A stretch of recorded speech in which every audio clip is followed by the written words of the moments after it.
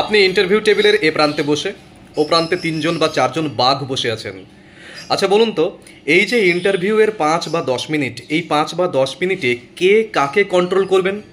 মানে ওই 3 জন বা 4 জন বাঘের মতো মানুষ যারা আপনার ইন্টারভিউ নেবেন তারা আপনাকে কন্ট্রোল করবেন, নাকি আপনি কন্ট্রোল করবেন তাদের?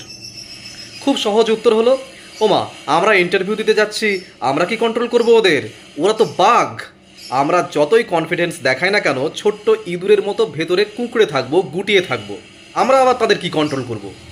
কিন্তু এটি সম্পূর্ণ ভুল একটি ধারণা। আপনি যদি ইচ্ছে করেন, সঠিক সুযোগের সদ্ব্যবহার করে আপনি নিজেই নির্ধারণ করতে পারেন আপনার ইন্টারভিউ ঠিক কোন পথে নিয়ন্ত্রিত হবে, কোন পথে চালিত হবে। কিছু কিছু উদাহরণ দিয়ে বোঝাবার চেষ্টা করছি ভিডিওতে। ধরুন আপনি ইন্টারভিউ রুমে ঢুকছেন, ঢোকার সময় তো আপনি পারমিশন নিচ্ছেন। এবার আপনি স্যার আসবো বলেও ঢুকতে পারেন, may I come in sir বলেও ঢুকতে পারেন। কিন্তু ব্যাপারটা হলো সেফ কিন্তু হবে বাংলাতে স্যার আসবো বলে ঢোকাটা।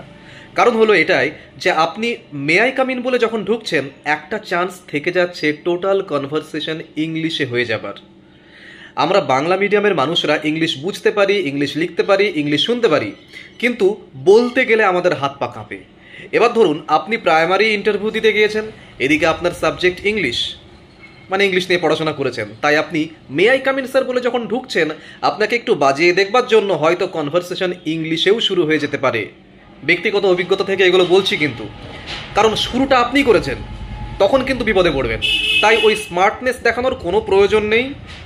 এমনকি এটাও বলবো যে যারা এসএসসি ইন্টারভিউ দিচ্ছেন তাদের সাবজেক্ট যদি ইংলিশও হয়, বাংলাতে আসবো স্যার বলেই ঢুকুন।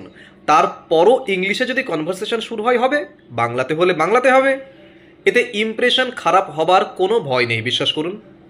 আমি নিজে যখন এসএসসি ইন্টারভিউ দিয়েছি, আমার সাবজেক্ট ইংলিশ, আমি বাংলাতে আসবো স্যার বলেই ঢুকেছি, এবং 6 থেকে 7 মিনিটের কনভারসেশন একদম বাংলাতে হয়েছে। শেষের দিকে 1.5 থেকে 2 মিনিট সাবজেক্ট থেকে কয়েকটি প্রশ্ন করেছিলেন ইংলিশে সেগুলোর উত্তর দিতে হয়েছে, সেটা আলাদা ব্যাপার। কিন্তু গল্প করা বা যেগুলোকে পার্সোনালিটি টেস্ট বলা হয়, যেগুলোতে গল্পের ছলে তিনি বুঝে নিচ্ছেন ইনি কতটা ব্যক্তিত্ববান বা ইনার কতটা পার্সোনালিটি রয়েছে শিক্ষকতা করবার, সেই সমস্ত গল্প কিন্তু, মানে আমি কোথা থেকে এসেছি, আমি কি, আমার হবি কি, আমার এম কি প্রথম থেকেই টিচার হওয়া ছিল, ইত্যাদি বিভিন্ন প্রশ্নগুলো কিন্তু ওরা বাংলায় করেছেন। ঠিক আছে, শেষের দিকে ওই 1 থেকে 1.5 মিনিট ইংলিশে সাবজেক্টের প্রশ্ন করেছিলেন, সেগুলো তো সাবজেক্টের কোশ্চেন, তো অ্যান্সার তো ইংলিশে দিতেই হবে। এবং ইন্টারভিউয়ের মার্কস সেটিও পরে দেখেছি, ভালোই পেয়েছি। অথচ রুমে ঢোকার আগে আমি যখন বাইরে ওয়েট করছিলাম, আমার আগে একটি মেয়ে তখন ইন্টারভিউ দিচ্ছে, দেখতে পাচ্ছিলাম দূর থেকে কাঁচের দরজার মধ্যে দিয়ে, এবং দূর থেকে কাঁচের দরজা ভেদ করে তাদের ওই কনভারসেশনের আওয়াজ শোনা যাচ্ছিল।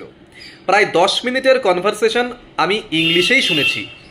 এবার কেউ যদি ইংলিশে কনভারসেশনে দক্ষ হয়ে থাকে তাহলে তো খুবই ভালো ব্যাপার, সেটাতে কোনো অসুবিধাই পড়বার কথা নয়। কিন্তু আমার সাজেশন হলো, যেহেতু বাংলা মিডিয়ামের ক্যান্ডিডেটদের মধ্যে 90%-এরই ইংলিশে কথা বলতে অসুবিধে থাকে, তাই রুমের চৌকাঠে পৌঁছে আপনার বলা প্রথম বাক্যটি বাংলাতেই হোক, সে আপনার সাবজেক্ট ইংলিশ হোক অথবা না হোক। এতে আপনি সেফ থাকবেন অনেকটা। আর এই বাক্যটি না বলার সাথে স্মার্টনেস দেখাতে না পারা বা ইমপ্রেশন খারাপ হয়ে যাবার কোনো ভয় নেই। আপাতত এইটুকুই, আবার আসছি পরের ভিডিওতে অন্য কিছু টিপস নিয়ে। আপনারা চ্যানেলটি সাবস্ক্রাইব করে রাখুন, রোজ প্রচুর ভিডিও আসতে চলেছে এরকম। প্রয়োজনে স্ক্রিনে দেওয়া এই নম্বরে হোয়াটসঅ্যাপে যোগাযোগ করতে পারেন। ভালো থাকবেন, দেখা হচ্ছে খুব তাড়াতাড়ি।